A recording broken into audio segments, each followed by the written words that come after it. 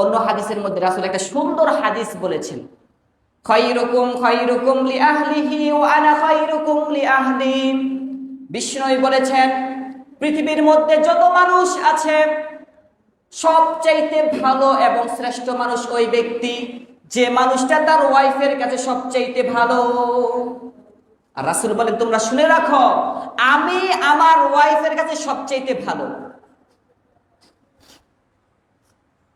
এই সার্টিফিকেটটা কয়জনের আছে? কয়জনের আছে এই সার্টিফিকেটটা যে তার ওয়াইফ মন থেকে বলে, না আমার স্বামী আসলেই ভালো, আমার স্বামী চরিত্র আসলেই ভালো। যদি আপনার ওয়াইফ আপনাকে এই সার্টিফিকেটটা দেয়, তাহলে মনে করবেন আপনি আল্লাহ তাআলার কাছেও ভালো। কার কাছে ভালো? আল্লাহ তাআলার কাছেও ভালো, রাসূলুল্লাহ সাল্লাল্লাহু আলাইহি ওয়াসাল্লামের কাছেও আপনি ভালো।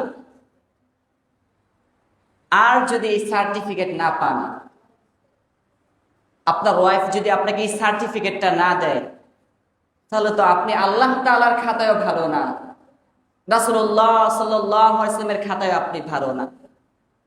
এজন্য স্ত্রীদের কাছে ভালো থাকা অনেক গুরুত্বপূর্ণ বিষয়। মারা যাবেন ঠিকই, আল্লাহ জিজ্ঞেস করবে আপনার ওয়াইফ আপনাকে এই সার্টিফিকেটটা দিয়েছে কিনা। আজকে যে জিজ্ঞেস করবেন বাড়িতে ভাবিদেরকে, যে জিজ্ঞেস করবেন, একটা কথা বলো তো, আমি স্বামী হিসেবে কেমন তোমার কাছে? স্বামী হিসেবে কেমন? যদি দেখেন হাসি দিয়ে দিয়েছে, কি হাসি দিয়েছে, তাহলে বুঝবেন ডাল মে কুছ কালা হে, ডাল মে কুছ কালা, সমস্যা আছে কিছু না কিছু। হ্যাঁ, স্ত্রীর কাছে ভালো থাকা।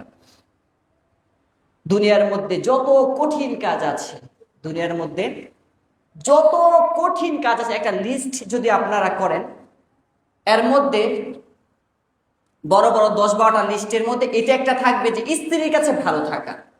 মারাত্মক বিষয় এটা।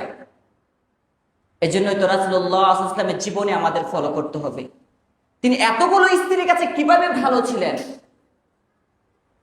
রাসূল সাল্লাল্লাহু আলাইহি ওয়াসাল্লাম যখন দুনিয়া থেকে চলে গেছেন, মৃত্যুর আগ পর্যন্ত আম্মা জান আয়েশা রাদিয়াল্লাহু তাআলা আনহা তার স্বামীর জন্য কান্না করেছে। কেমন স্বামী ছিলেন!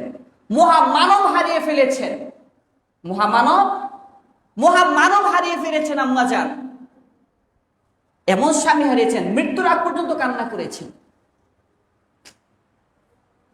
এরকম পুরুষ কি আমরা হতে পেরেছি আমাদের ওয়াইফদের কাছে? নিজেকে জিজ্ঞেস করি।